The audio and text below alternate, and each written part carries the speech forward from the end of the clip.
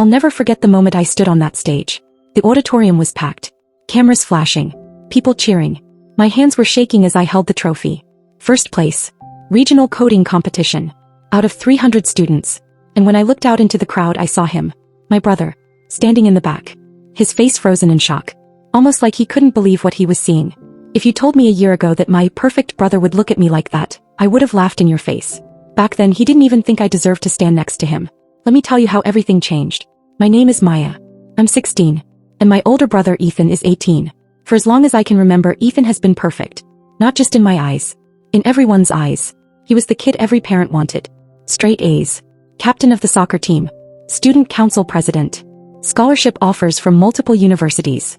Teachers loved him. Our parents bragged about him at every family gathering. He was the golden child. And I was just there. Don't get me wrong. I wasn't a bad student. I had mostly B's, a few A's. I was quiet. Introverted. I liked reading and spending time alone. But compared to Ethan, I was invisible. And he made sure I knew it. He never said it outright. It was always subtle. Little comments that stung more than they should have. Like when I'd show him a test I was proud of and he'd glance at it and say, "When I was your age, I never got below a 95. Or when I'd mention wanting to try something new, he'd laugh and say, "Stick to what you're good at, Maya. Not everyone can do everything." At dinner, my parents would ask him about his day and he'd talk for 20 minutes about his achievements. His games. His awards. His future. And then they'd turn to me and say, "How was school, Maya?" And I'd say, "Fine." And that would be it. Because what was I supposed to say? That I felt like I was drowning in his shadow? That I felt like nothing I did would ever be good enough? Ethan wasn't cruel. Not really. He just genuinely believed he was better. And honestly, I believed it too. I thought that's just how things were. He was the star. I was the supporting character. And that was my role in this family. Everything started changing the summer before my junior year. I'd always been decent with computers. Nothing fancy. Just basic stuff. I liked how logical it all was. How you could solve problems with clear steps. So when my school announced a summer coding workshop, I signed up. Mostly because I had nothing else to do and it sounded better than sitting at home all day. The workshop was taught by Mr. Harris, the computer science teacher. He was this quiet, patient guy who actually listened when you asked questions. On the first day he gave us a challenge. Build a simple program that could calculate and display patterns. Most kids struggled. But something clicked for me. I finished in half the time. Mr. Harris walked over to my screen, looked at my code and said, "Maya, this is really good. Have you done this before?" I shook my head. Not really. I just figured it out. He smiled. "You have a natural talent for this. You should keep going." That comment stuck with me. No one had ever told me I had a natural talent for anything. I started spending more time on coding. Watching tutorials. Practicing. Building small projects.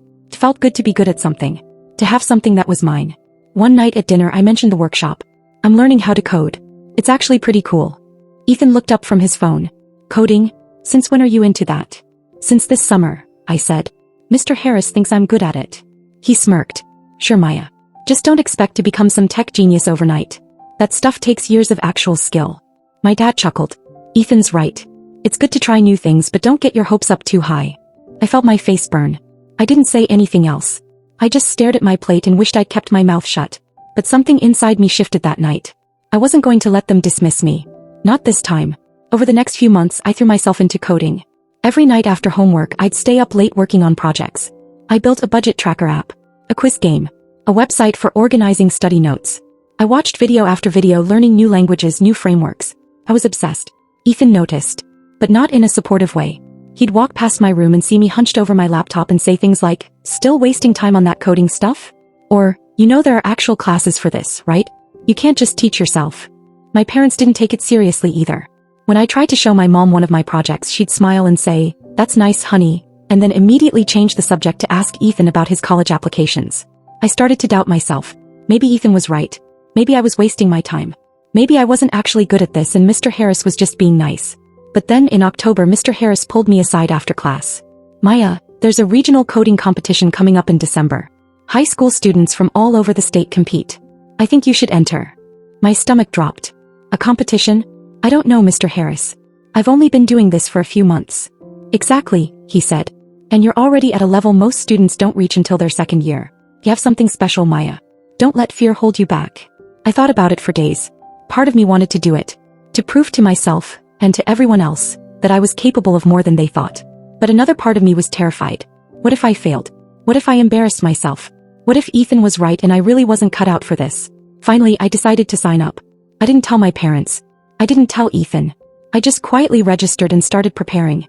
But one night, about a week before the competition, I overheard Ethan talking to his friend in the living room. I was upstairs, but the house was quiet and their voices carried. "Yeah, my sister's been obsessed with coding lately," Ethan said. "She thinks she's gonna be some kind of programmer or something." His friend laughed. "Is she any good?" "I mean, she's trying," Ethan said. "But let's be real. She's not exactly the type to achieve anything big. She's just average, you know? It's just who she is." Those words hit me like a punch to the gut. Average. That's what he thought of me. That's what everyone thought of me. I wasn't smart enough. Wasn't talented enough. Wasn't enough. I went to my room and cried. For the first time in months, I thought about quitting. About withdrawing from the competition and just accepting that maybe Ethan was right. Maybe this wasn't for me. But then I thought about all the hours I'd spent learning. All the progress I'd made. All the things I'd built from scratch. And I realized something. I wasn't doing this for Ethan. I wasn't doing this for my parents. I was doing this for me. And I wasn't going to let his words stop me. The week leading up to the competition was brutal. I barely slept. I practiced coding challenges for hours every night. I reviewed algorithms. I tested my problem-solving speed. Mr. Harris would stay after school to help me prep, going over strategies and tips. Ethan started noticing how much time I was spending on my laptop. One night he knocked on my door. "What are you doing in here all the time?" "Working on a project," I said vaguely. "For what?" I hesitated. Part of me wanted to tell him. To see if maybe, just maybe, he'd support me. "There's a coding competition next weekend. I'm competing." He raised an eyebrow. "A competition? Like against other people?" "Yeah." He laughed. Not meanly. Just dismissively. "Maya, those things are intense. You're competing against kids who've been coding for years. Don't be disappointed if you don't place." "I know," I said quietly. "I'm just saying, don't get your hopes up. I don't want you to feel bad when it doesn't go the way you planned." He said it like he was doing me a favor. Like he was protecting me. But all I heard was, "You're not good enough." The night before the competition, I couldn't sleep. I kept running through problems in my head. I kept thinking about all the ways I could fail. All the ways I could prove Ethan right. But I also thought about Mr. Harris's words. "You have something special." And I thought about how far I'd come. How much I'd learned. How hard I'd worked. I wasn't going to quit now. The morning of the competition, I was a nervous wreck. My hands were shaking. My stomach was in knots. I barely ate breakfast. My mom asked if I was feeling okay and I just nodded. Ethan didn't even notice. He was too busy getting ready for his soccer game. The competition was held at a university about an hour away. When I walked into the building, I saw hundreds of students. All older. All more confident. All looking like they belonged there. And I felt so small. The first round was a timed coding challenge. 3 problems. 90 minutes. I sat down at my station, logged in, and stared at the screen. My mind went blank. I couldn't think. I couldn't focus. I felt like I was going to throw up. But then I took a deep breath. I thought about all the hours I'd spent preparing. I thought about Mr. Harris believing in me. I thought about proving Ethan wrong. And I started coding. Problem 1. Solved. Problem 2. Solved. Problem 3. I got stuck. My brain froze. Time was running out. I had 10 minutes left. My heart was pounding. And then suddenly I saw it. The solution. I typed as fast as I could. Submitted with 2 minutes to spare. When the results came up on the screen, I couldn't believe it. I'd passed. I'd made it to the next round. The next 2 rounds were even harder. More complex problems. More pressure. But something had shifted in me. I wasn't scared anymore.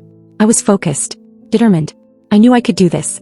By the final round, there were only 10 of us left. The room was silent except for the sound of typing. The final challenge was brutal. A multi-layered problem that required advanced algorithms and creative thinking. I worked for 2 straight hours, barely coming up for air. When time was called, I leaned back in my chair, exhausted. I had no idea if I'd done well. But I'd given it everything I had. The judges took an hour to review our work. We all sat in the auditorium waiting. My leg bounced nervously. I kept replaying my code in my head, wondering if I'd made mistakes. Finally, the head judge stood up.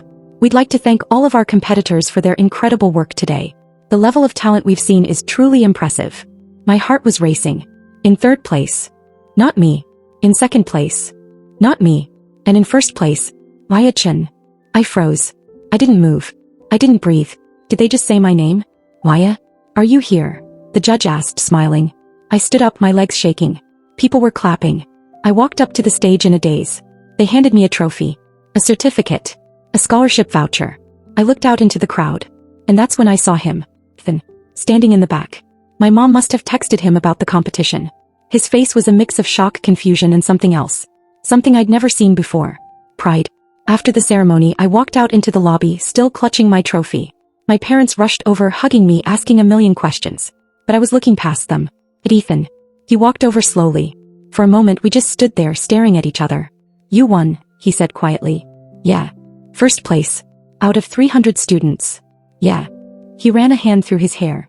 I don't even know what to say. You could start with congratulations, I said, my voice sharper than I intended. He flinched. You're right. I'm sorry. Congratulations.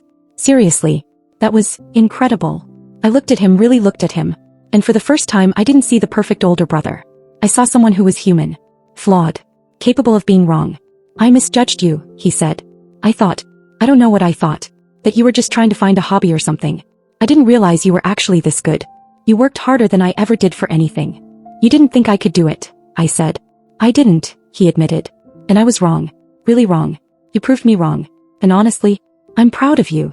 Those words broke something in me. I felt tears prickling my eyes. I just wanted you to see me. To believe in me. I see you now, he said. And I'm sorry it took this long. We hugged. And for the first time in years, it felt like we were equals. That day changed everything. Not just my relationship with Ethan, but my relationship with myself. I realized that my brother was never perfect. I just believed he was. And I was never inferior. I just hadn't found my spark yet. The moment I stopped trying to be like him, the moment I stopped waiting for his approval, was the moment everything changed. I found something I was passionate about. Something I was good at. And I proved to myself that I was capable of so much more than I thought. Ethan and I are closer now. He asks about my projects. He actually listens. And when I got accepted into a summer tech internship, he was the first person to congratulate me. If you've ever felt like you're living in someone else's shadow, I want you to know something. You're not invisible. You're not average. You just haven't found your thing yet. And when you do, everything will change. So here's my question for you. Have you ever been underestimated by someone you loved? Have you ever proved them wrong? Let me know in the comments. Because trust me, there's nothing more powerful than believing in yourself when no one else does.